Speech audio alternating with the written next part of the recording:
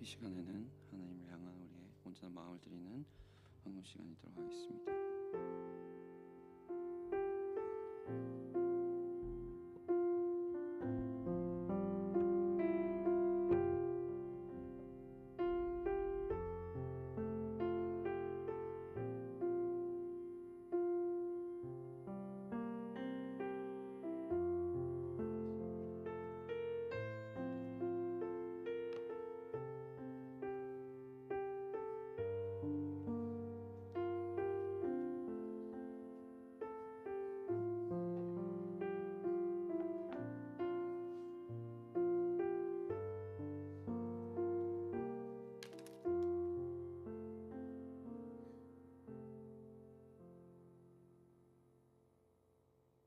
기도하겠습니다. 하나님 감사합니다. 이 시간 가운데에 우리를 한 곳으로 불러주시고 하나님 앞에 예배할 수 있음을 아버지 진심으로 감사드립니다.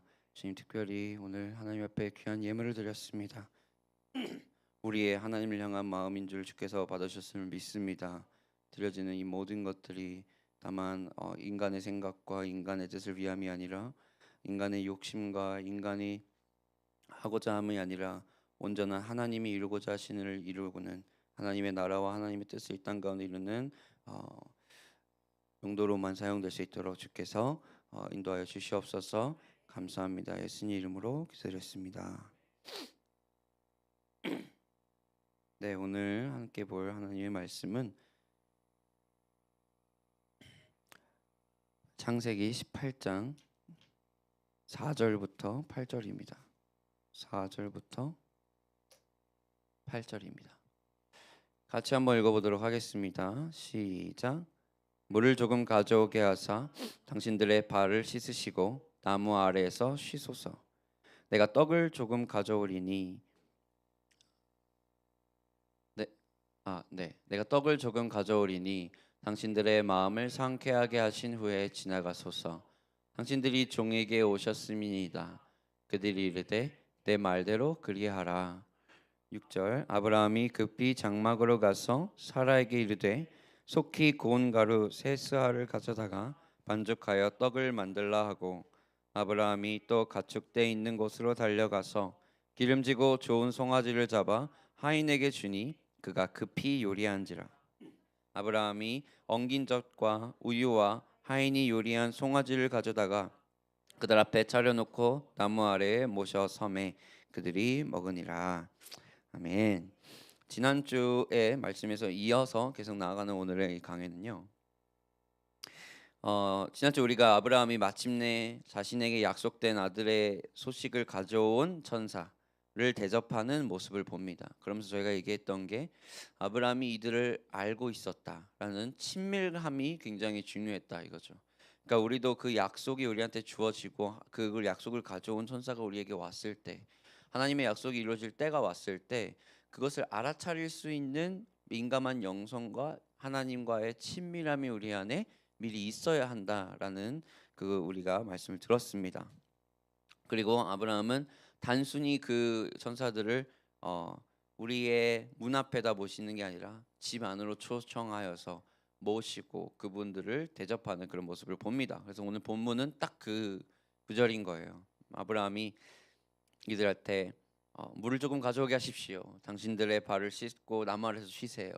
그러면서 제가 먹을 걸 갖고 올 테니까 당신의 마음을 상쾌하게 하신 후에 지나가십시오. 막 이렇게 얘기를 하죠. 그래서 아브라함이 떡을 조금 가져온다고 했는데 그렇게 안 갖고 와요. 어떻게 합니까? 오늘 읽은 것처럼 6절에서 반죽 고운 가루 세 세알을 가져다가 반죽해서 떡을 만들고, 그러니까 빵을 만들었죠.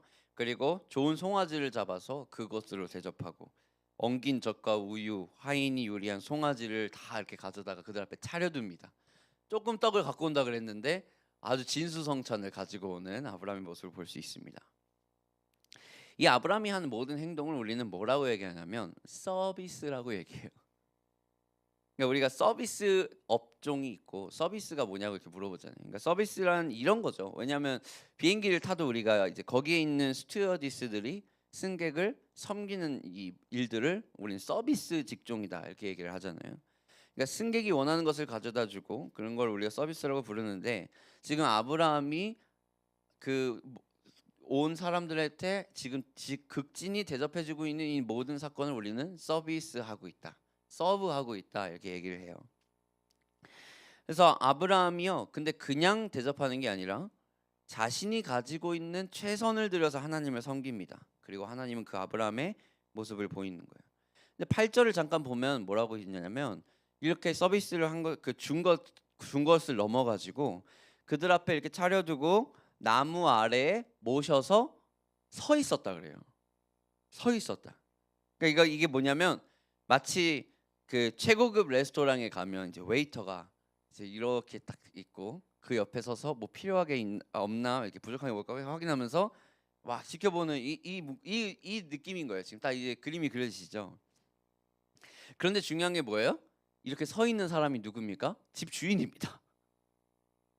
집 주인이, 그러니까 우리로 치면 이 레스토랑에 왔는데 레스토랑의 주인이 와서 여기서 웨이터 일을 하고 있는 거예요. 집 주인이, 그러니까 그 레스토랑 사장님이 그러고 있는 거죠. 그러니까 여러분 지금 우리가 이 사건을 보면 이 아브라함이 얼마나 이 서비스에 최선이고 진심인지를 알 수 있어요. 그러니까 심지어 아내한테 별로 안 시키잖아요. 아브라함은 보통 아내가 뭐라고 하면 말 듣는 성격이거든요. 근데 이번에만은 아내한테 가서 빵을 갖고 오래요. 떡을 가지고 오래요. 그러니까 최고의 빵을 만들게 시키고, 그러니까 지금 아브라함이 얼마나 중요한 일을 하고 있는지. 그리고 하인한테 시켜서 집에 있는 가장 좋은 송아지를 잡으라 대접합니다. 여러분 이 서비스의 행위를요 뭐라고 얘기하냐면 예배라고 얘기하는 거예요. 여러분 예배가요, 우리가 보통 예배하면 와서 찬양 부르고 말씀 듣고 가는, 이건 우리에게 익숙한 예배 형식일 뿐이지 예배의 본질은 아니잖아요. 그러니까 예배는 뭐냐면요, worship service라고 얘기를 해요. 우리가 예배 시간은 우리는 예배 시간이라고 얘기하는데 영어로 보면 이건 worship service다. 그러니까 이 예배를 뭐라고 얘기하면 서비스라고 얘기를 하는 거예요. 그러니까 내가 서비스를 받아서 서비스라고 얘기하는 게 아닙니다. 예배를 뭐 하는 것이에요? 내가 하나님한테 드리는 곳이기 때문에, 내가 그 서비스를 제공해 드리는 곳이기 때문에 이곳은 뭐 하는 곳이다? worship 서비스다 얘기하는 거예요. 그러니까 아브라함이 하는 행위 자체가 뭐입니까? 그러면 예배인 거예요. 예배가 여기서 악기를 친다고 해서 예배가 된 게 아니에요. 예배가 정말 아브라함이 가지고 있는 자신이 할 수 있는 그 극진한 것을 내어 드림직함이 되었고, 그것이 받아들여졌기 때문에 예배가 된 거예요. 그것이 무엇이냐? 예배의 본질이라는 겁니다. 여러분 예배는 뭐 하는 것이다? 예배는 우리가 보통 예배를 서비스한다 그래가지고 서비스면 뭘까 생각하면 내가 서비스를 받는 곳인가 보다. 여러분 예배는 은혜를 받는 곳이 아닙니다. 예배는 나의 것을 드리는 곳이에요. 그리고 그 드림이 우리에게 은혜가 되는 거예요. 그런데 우리 보통 예배하면 뭘 받았다. 오늘 은혜 받았어요. 뭐 받았어요. 오늘 뭐 감동 받았어요. 뭐 했어요. 그 감동은 내가 드림으로써, 그리고 그것에 대한 하나님의 애프터 이펙트로서 나한테 주어지게 되는 것이지, 내가 그 받은 것이 자체가 예배의 본질이 되면 절대 안 되는 거예요. 수많은 사람들이 그런 것을 찾아서 예배에 오는데 항상 실패하는 것이 왜? 이 예배 본질을 모르는 거예요. 내가 받으려고, 내가 은혜 받으려고, 말씀으로 좋은 말씀 들으려고, 그러니까 그렇게 하다 보니까 내가 항상 하나님 앞에 드리고 있는 예배의 본질을 놓친 채 이 컨슈머리즘, 이 소비를 하려고 오는 것이죠. 그러니까 여러분 아브라함은 그 어느 웨이터처럼 그래서 옆에서 팁을 나한테 언제 주려나 막 기다리고 있는 이런 느낌이 아니에요. 팁은 상관없습니다. 그렇게 세속적인 예배가 아니에요. 그러니까 우리는 마치 예배를 이렇게 취급하고 있진 않나. 언제 나한테 팁 주실라나. 근데 아브라함은 뭐예요? 그저 순수한 마음인 거죠. 값비싼 향료값을요 예수님께 발 위에 부은 여인이 있죠. 그러니까 예수님은 이 여인의 그 모습을 보고 이 여자가 좋은 일을 하였다 하거든요. 그러니까 예수님은 그 값비싼 그 항유가 중요했던 것이 아니라 이 여자가 자신의 모든 것을 내어드리고 하나님 앞에 return 대가 없이 하나님 앞에 온전히 드리려고 했던 그 마음을 받으신 거예요. 좋게 여기신 것이죠. 아브라함도 마찬가지로 그것처럼 자신이 가지고 있는 최고의 것을 드리려고 하는 겁니다. 이것이 사랑에 대한 표현이었고 하나님에 대한 온전한 예배의 표현이었어요. 여러분 그런 거잖아요. 막 사랑하면 주는 행위에 대해서 계산기 두들기지 않잖아요. 그죠?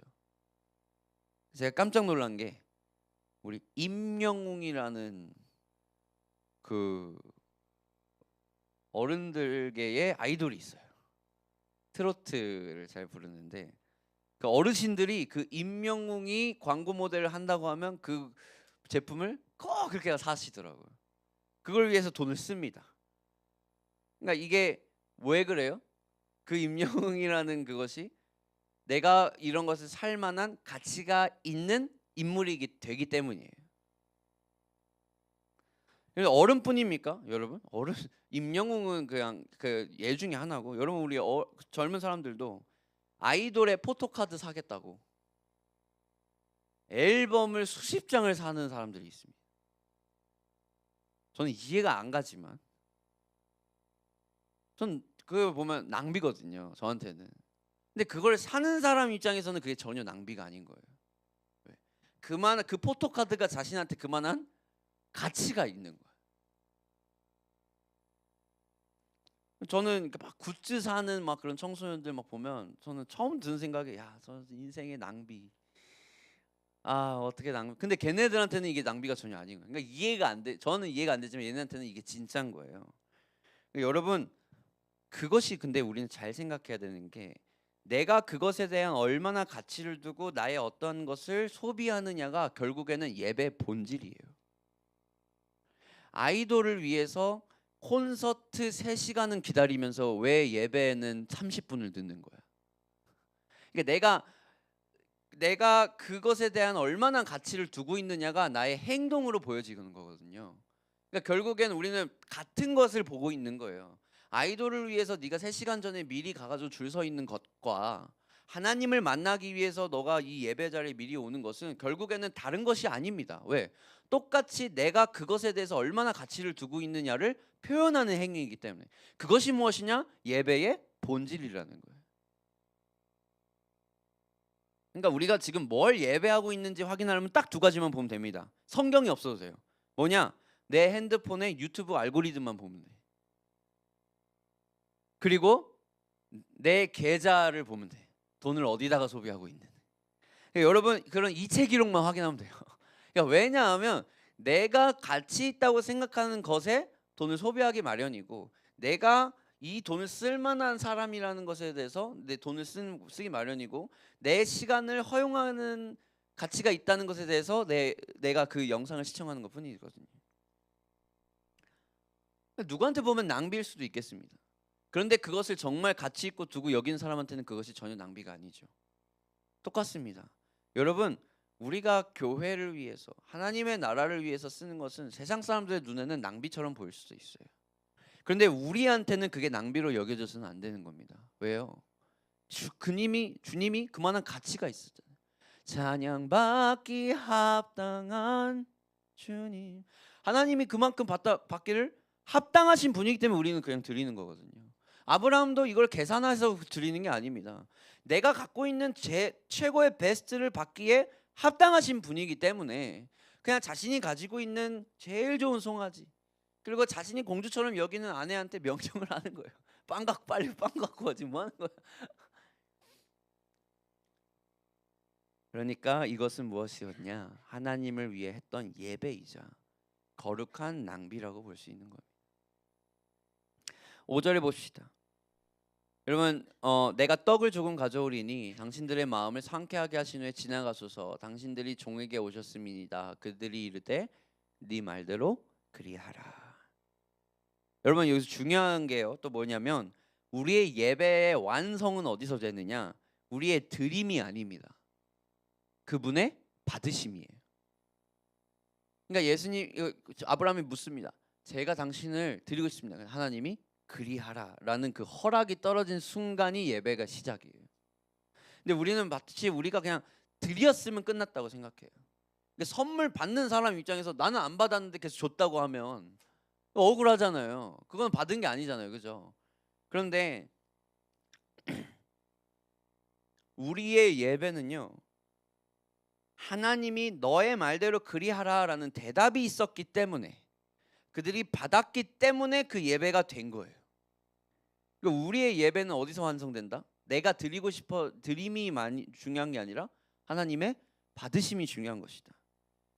향유옥합을 뿌리는 행위가 예배 완성이 아니라 그 예배를 하나님께서 좋다라고 받으신 순간 예배가 된 거예요.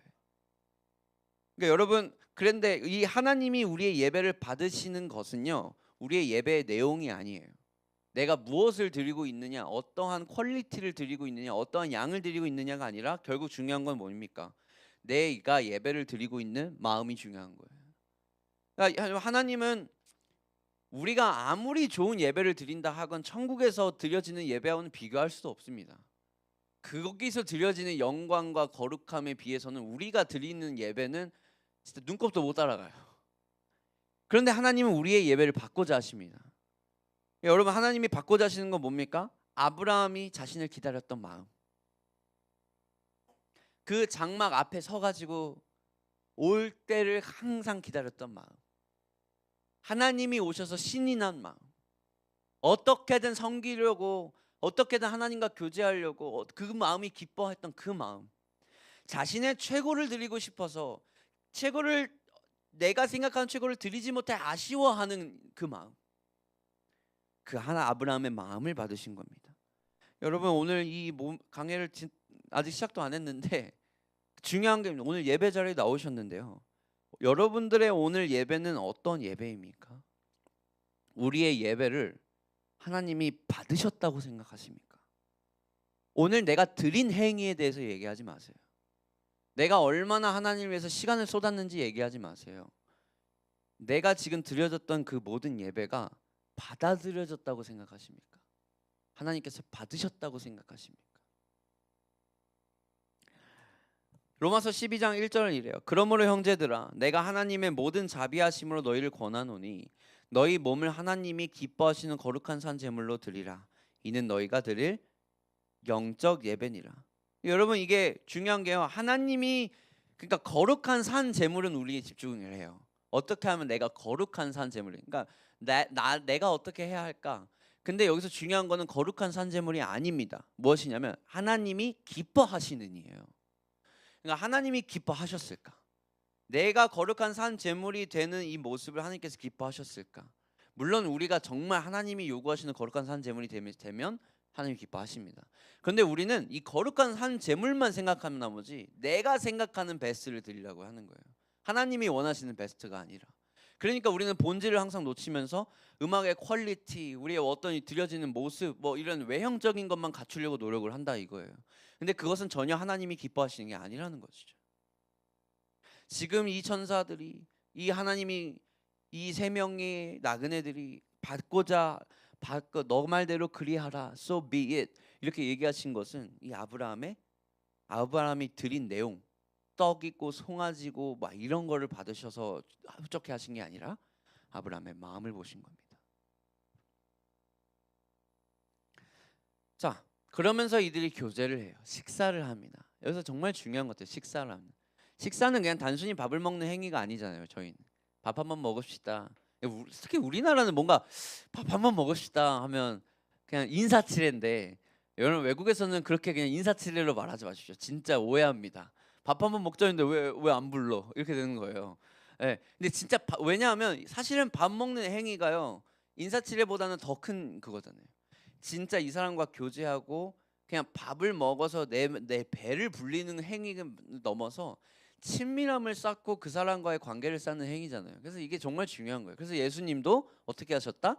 교제를 하십니다. 항상 이들과 밥을 먹고 나누고 어떤 이런 식사 행위에 관해서 정말 중요한 게 있죠. 그래서 우리한테 중요한 것은 또 성찬이다. 왜냐면 성찬도 이제 커뮤니언이라고 하는데, 이 성찬도 하나님과 결국에 그 식사 교제, 먹고 마시고 하는 그 교제 가운데서 정말 큰 의미를 둡니다. 그래서 우리가 많은 성찬들이 그저 그냥 이거 먹고 그 마시고 어떤 의례적인 행위만 남아서 이제 문제가 있었는데, 사실은 거기 가운데 우리가 항상 필요한 것은 주님과 나누는 우리와의 친밀한 교제가 더 중요한 거예요. 자, 아무튼 그래서 이렇게 배불리 먹습니다. 친밀함을 쌓아요. 자, 이 친밀함을 쌓은 후에 이 세 명이 비로소 방문을 한 목적을 이야기를 해줘요. 여기서 여러분 우리가 중요한 깨달음을 얻는 게 뭐냐면, 교제를 하고 관계가 형성된 뒤에야 진짜 할 일을 주는 거예요. 무슨 소리냐?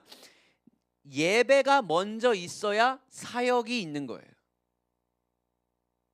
하나님을 깊이 만나야 사역이 가능한 거예요. 근데 우리는 이걸 반대로 하려고 합니다. 그러면 사고가 나는 거예요. 여러분, 하나님과 깊은 교제가 없이 사역을 하게 되면 번아웃이 옵니다. 그런데 교제를 세우고 사역을 시작하면 그것이 우리의 기쁨이 돼요.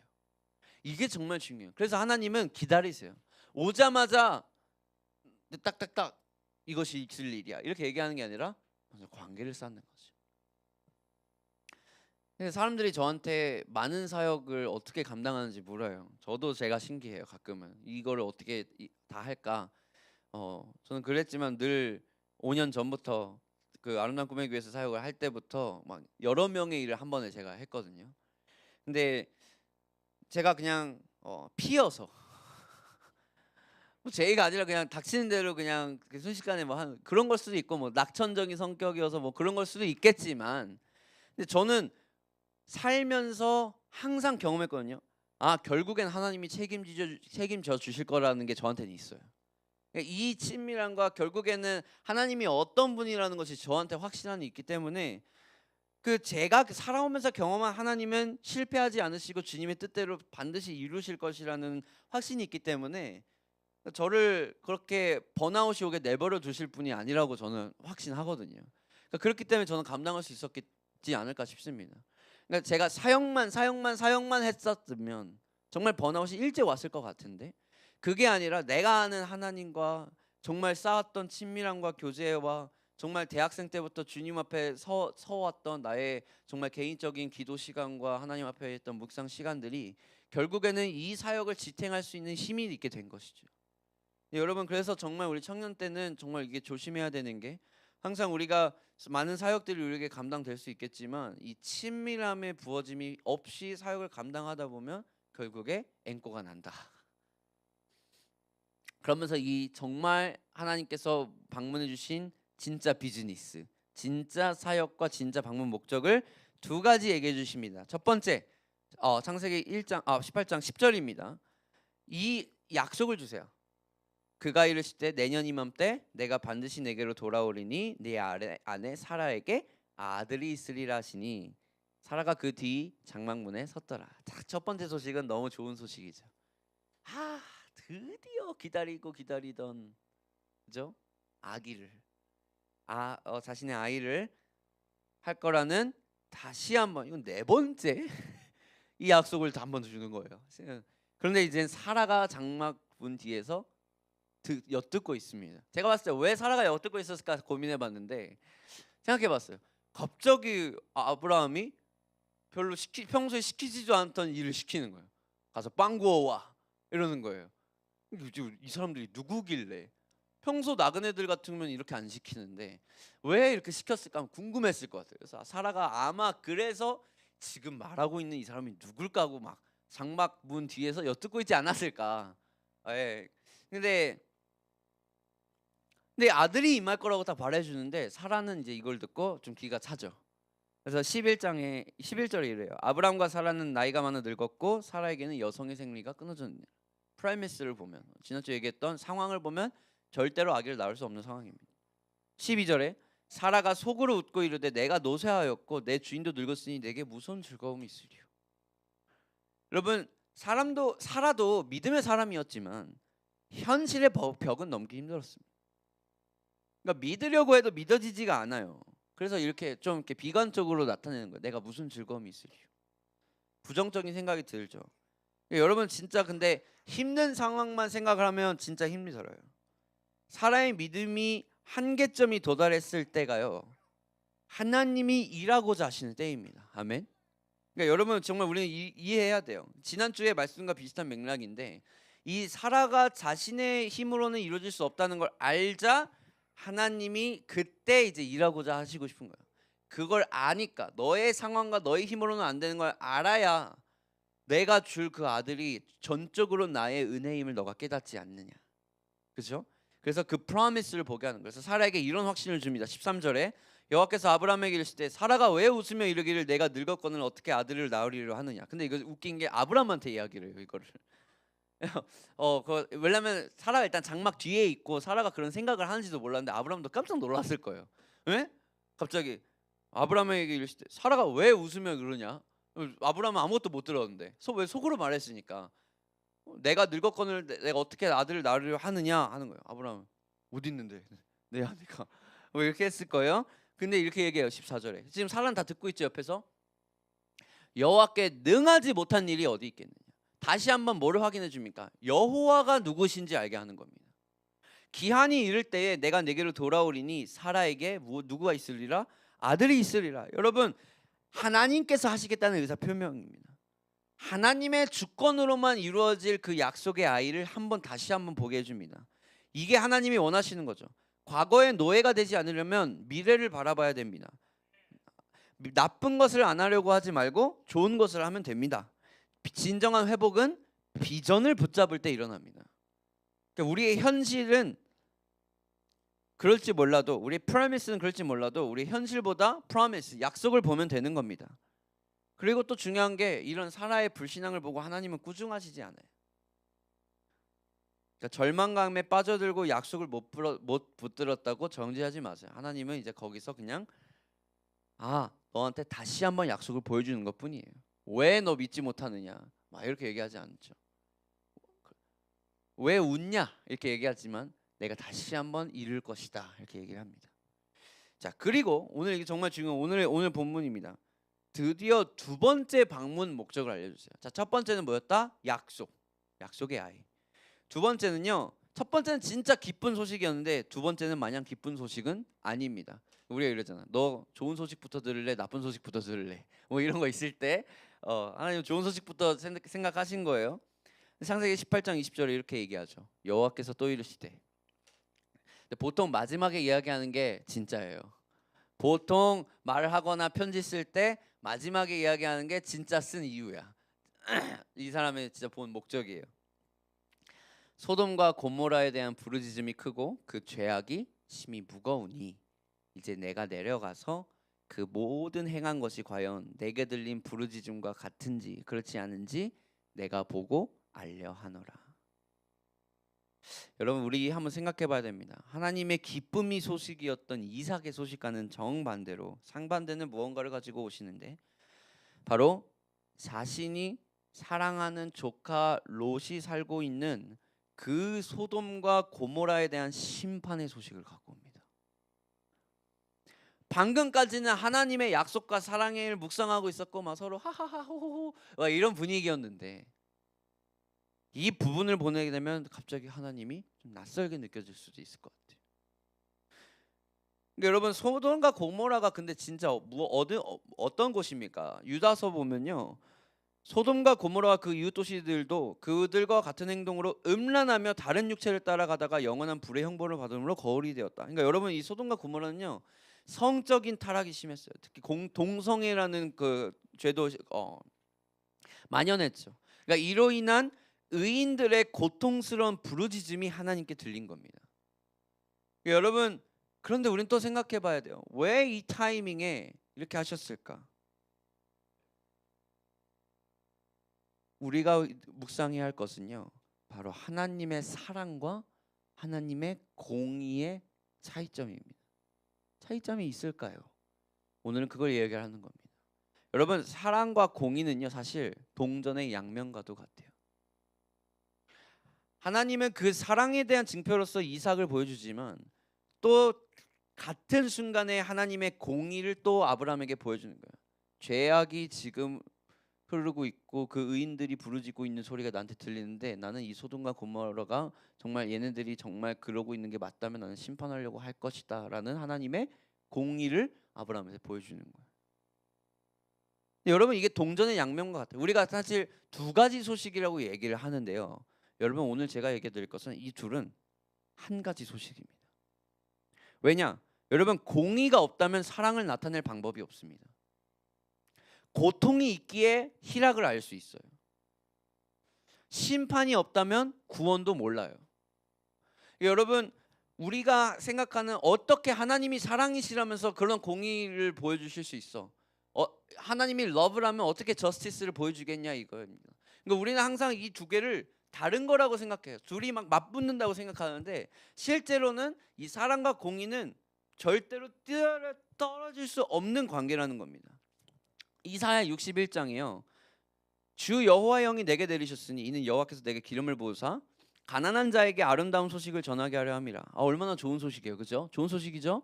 그러니까 나를 보내사 마음이 상한 자를 고치며 좋은 소식이죠. 포로된 자에게 자유를, 갇힌 자에게 노임을 선포하며 정말 좋은 소식이죠. 아멘. 정말 좋은 소식입니다. 그런데 이게 어느 때냐면 희년이 선포되는 해예요. 그러니까 이 희년이란 모든 빚진 자들이 그들이 갖고 있는 빚이 탕감되는 50년째 해를 이야기해요. 영어로는 Year of Jubilee. 그죠? 그러니까 이 빚진 자가 빚을 탕감받는 것이 얼마나 은혜로운 일입니까? 근데 그 다음 구절 2절에서는 이렇게 얘기하는 거예요. 여호와의 은혜의 해와 우리 하나님의 어떤 날? 보복의 날을 선포하며 모든 슬픈 자를 위로할 것이다. 여러분 이 은혜의 해와 보복의 날은요 같은 거예요. 동전의 양면이에요. 그러니까 하나님은 공의로우신 분인 동시에 사랑이십니다. 공의가 없이는 하나님의 사랑이 표현이 되지가 않아요. 그러니까 그렇지만 그러한 심판 속에서 하나님은 계속해서 그 사랑을 표현하고 싶어 하시는 거예요. 여러분 하나님은 아브라함에게 찾아와서 두 가지 방문 목적을 통해서 하나님의 진 모습을 보게 하는 거예요. 나는 사랑을 보여주려고 온 사람도 맞지만 공의를 보여주려고 온 사람이다. 이 두 가지가 한 번에 들어가야 되는 거예요. 제가 궁금하게 생겼습니다. 하나님이 소돔과 고모라가 얼마나 패역한지 확인하러 갔다고 하는데 확인이 왜 필요하시지 하나님이? 생각해봐요. 그러니까 정말 모르셔서 그럴까? 근데 그게 아닌 거죠. 우리는 그게 아닌 거 알잖아요. 그럼 우리는 다시 한번 생각해봐야 돼요. 왜 굳이 이 타이밍에 와서 공의와 사랑을 보여주시면서 왜 나는 그게 맞는지 아닌지 아시면서 확인 한번 하려고 한다 이렇게 얘기하시냐 이거예요. 하나님은 모든 것을 다 아시고 굳이 가지 않아도 그들의 죄가 그들의 멸망의 길로 인도할 것을 이미 알아요. 그들의 죄가 얼마나 다른 의인들을 부르짖게 하고 그들에게 이 고통을 호소하게 만드는지 안 봐도 비디오야 하나님은. 근데 굳이 아브라함에게 와서 이 소식을 알려줍니다. 그러니까 우리가 또 여러분 이 그 본문을 읽다 보면 그냥 가시면 되는데 내가 아브라함이니까 너 얘기해 준다 이런 본문 구절이 나와요. 너 아브라함이니까 내가 얘기해 준다. 그러니까 제가 든 생각은 뭐였냐면 오히려 그들에게 사랑을 베풀어 주고 싶으셔서 그들을 위해 기도할 수 있는 한 사람을 찾으신 거예요. 하나님은 자신의 마음을 바꿀 준비를 하고 찾아오십니다. 아브라함은요 이 말을 듣고 가장 먼저 누가 생각났을 거예요? 롯이 생각났겠죠. 그러면서 하나님을 붙잡습니다. 22절에 그 사람들이 거기서 떠나 소돔으로 향하여 가고 아브라함은 여호와 앞에 그대로 섰더니, 그러니까 그 두 천사는 또 보내고 여호와 앞에 아브라함이 섭니다. 그래서 23절에 아브라함이 가까이 나아가 이르되 주께서 의인을 악인과 함께 멸하려 하시나이까. 하나님이 아브라함의 기도를 듣고 싶어 하시는 거예요. 여러분 아브라함이 롯을 어떻게 생각하는지는 우리가 알죠. 왜? 318명의 자신의 사병으로 4개 연합군을 무리하게 쳐들어갔던 사건만 봐도 얼마나 롯을 생각하는지 알 수 있습니다. 근데 그 롯은 기껏 포로에서 구해줬더니 아직도 소돔과 고모라에 눌러붙어 살고 있어. 그래서 아픈 손가락이에요 롯이 지금. 근데 롯을 너무 사랑해. 그래서 이 롯을 위해 중보기도 하고 시작합니다. 아브라함은 하나님께 부탁합니다. 이 인터세션 중보기도를 시작하죠. 24절에 그 성중에 의인 50명이 있을지라도 주께서 그곳을 멸하시고 그 50의인을 위하여 용서하지 아니하시리까.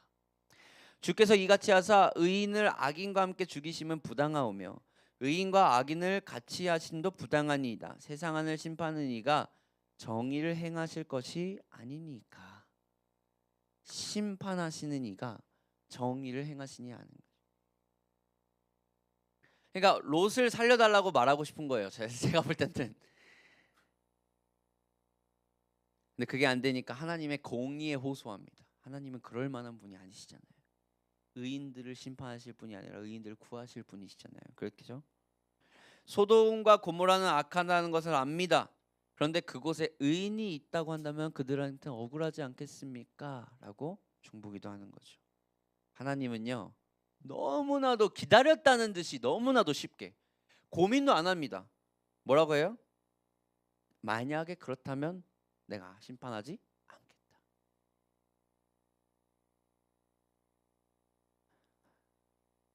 근데 이제 아브라함이 딱 그 약속을 받아들일 때 살짝 불안해요. 50명 있나? 50명도 없기 때문에 너무 쉽게 받아들인 거 아니야? 하면서 싹 딜을 해봅니다. 45명이요 하나님. 본문 읽으세요. 네, 40명이요 하나님. 그래 40명 있어도 내가 안 할게. 너 왜 이렇게 쉽지? 다시 30명은요? 30명도 나 30명만 있어도 내가 심판 안 한다. 30명이 없어서 지금 이렇게 쉽게 받아들이시나? 20명이요. 20명이 있어도 나는 안 해. 그러면 딱 이거 왜 20명을 얘기했는데 이렇게 너무 쉽게 받아주시지? 우리는 의심하기 시작합니다. 하나님이 진짜 그냥 의인이 정말 20명도 없어서 그러면 어떡하지? 그러면 이제 가장 합리적인 생각합니다. 자신이 생각하는 마지노선. 롯의 가족이 직계 가족이 10명은 넘었을 거예요. 그러니까 내가 사랑하는 롯의 가족은 의인이겠지. 그러면서 마지막으로 얘기합니다. 10명. 하나님은 10명만 있어도 나는 심판하지 않을게. 여러분 이거에 대해서 많은 이야기를 할 수 있습니다. 왜 아브라함은 10명에서 그치고 갔을까? 그러니까 여러분 여러 이야기가 있을 수 있는데 이거 혹시 소그룹이 있으면 소그룹에서 한번 얘기 나누면 재밌을 것 같아요. 그런데 여러분 하나님도 그러던 사람이 있으면 그들로 인하여 멸망하고 싶지 않다는 것을 말해주고 있거든요. 그러니까 우리가 하나님을 설득하고 있는 게 아니에요 지금은. 근데 마치 아브라함은 자기가 하나님을 설득하고 있다고 지금 생각해. 뭐예요 결국? 하나님이 설득 당해주고 있는 거예요. 왜? 그게 진짜 하나님의 마음이니까. 그러니까 어린아이들이 부모님을 설득 못하잖아요. 그죠? 우리 부모님들 다 얘네 속이 보여. 뭐 때문에 이 요구를 하는지 보여요. 근데 이 아이를 사랑하는 마음에 설득 당해줍니다. 그래 너 말이 맞아. 그러니까 왜요? 사랑하니까. 근데 그게 우리 하나님 아버지 마음입니다. 하나님은 공의로우신데 정말 이들이 심판을 피할 수 없으시지만 정말 이들이 정의롭고 의로운 사람이 한 명이라도 있다고 한다면 구하고 싶은 마음이 굴뚝 같은 거예요. 그러니까 그 사랑을 표현하고자 그 중보기도를 받아들이고 싶어요. 여러분 중보기도에는 힘이 있습니다. 그러니까 하나님은 사랑이시기 때문에 우리의 필요를 들어주세요. 그러니까 심지어 그 사랑 때문에 본인의 뜻까지 바꿀 생각이 있으신 분이에요. 그러니까 이스라엘 백성들이 범죄했을 때 모세를 사랑하셔가지고 그 모세가 간절한 중보기도를 통해서 이스라엘이 뭘 범죄합니까? 하나님 앞에 우상 숭배를 범하는 그 황금 송아지를 만드는 일을 해버려요. 근데 이스라엘 백성들을 향한 진노를 하시려다가 모세가 중보기도 합니다. 하나님 제발요. 진노를 바꾸세요. 또 히스기야가 간절한 기도를 하니까 그의 죽을 운명도 11년 늦춰줍니다. 그건 물론 중보기도는 아니라 본인을 위한 기도였겠지만 하나님은 그 사랑하는 사람을 위해 뜻을 바꿀 생각이 있다는 거예요. 그러니까 여러분 지금 그래서 우리가 이 시대에 어떤 일을 해야 하느냐? 중보기도해야 할 때입니다. 하나님은 지금 그래서 계속해서 굳이 그 길 가운데에 이미 우리가 18장 이전 17장에 아들을 위한 약속은 이미 하셨었어요. 그걸 이미 세 번째 보여주시는데, 진짜 오신 이유는 지금 이 소돔과 고모라에 대한 이 일에 대해서 아브라함의 중보 기도를 듣고 싶어 하시는 거예요. 그렇기 때문에 굳이 아브라함까지 온 거예요. 아브라함의 집까지. 그래서 내가 이 이야기를 하면 아브라함은 중보 기도를 반드시 할 사람인 걸 아셨고, 이 사람의 중보 기도가 나의 뜻을 바꿀 만한 충분한 힘이 있는 걸 아시기 때문에 오셨던 것이죠. 여러분, 하나님이 우리를 통해 진노를 늦추시고 계속 친밀한 사람을 찾으시고 계십니다. 그래서 그리고 그 친밀한 사람을 찾으시는 이유는 뭐예요? 그들이 하는 중보 기도를 통해서 마음을 바꾸실 준비하고 계십니다. 근데 누구의 중보 기도를 통해서? 친밀함이 있는 사람들의 중보 기도를 통해서.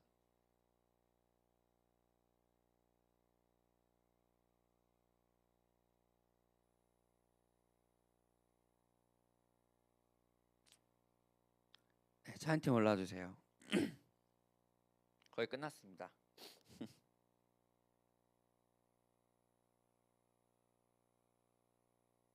아브라함의 기도를 한번 보십시오. 가끔은 이런 생각도 합니다. 한 명까지 내고를 했으면 하나님께서 정말 소돔과 고모라를 멸망하시지 않지 않았을까? 10명에서 멈추지 말고 5명까지 물어보지 왜? 한 명이라도 물어보지 왜? 롯의 직계 가족만 해도 10명은 넘었어요.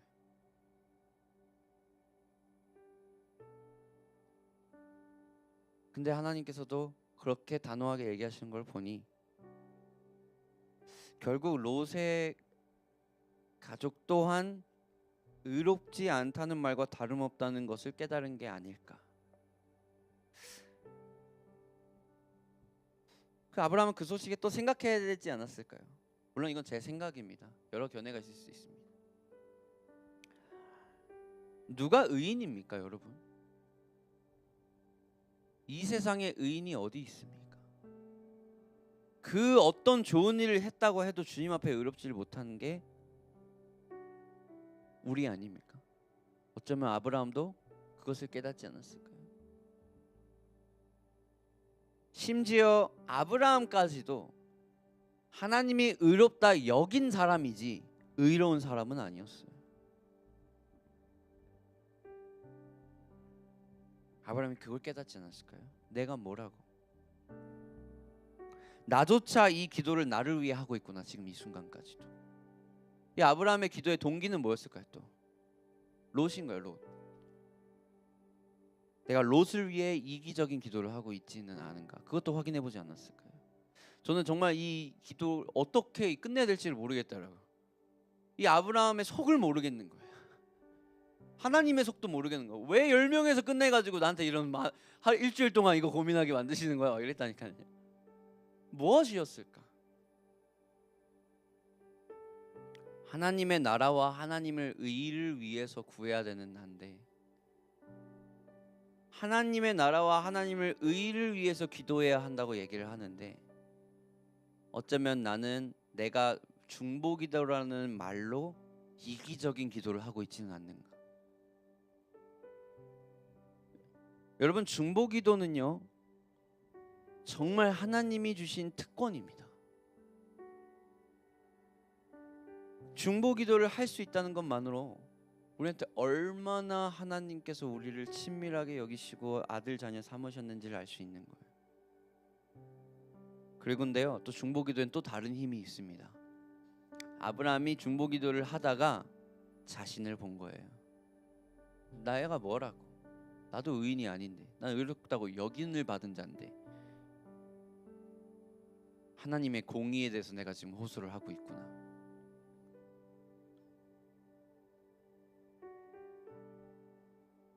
아마 이런 확신도 있었을 겁니다.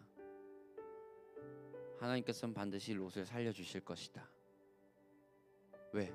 내가 이 중보기도를 하고 있는 목적, 내가 사랑하는 롯의 목숨을 위해서니까. 그 확신이 있어서 더 이상 묻지 않고 하나님한테 기도를 멈췄을 수도 있습니다. 여러분 중보기도 하시고 계십니까? 주님은 그 중보기도를 듣고 싶어 하십니다. 나를 위한 기도를 하면 정말 이기적인 기도에서 멈추지만 남을 위한 기도를 하다 보면 하나님의 나라를 위한 기도로 바뀌게 되고 남을 위한 기도를 하다 보면 나를 돌아봐요.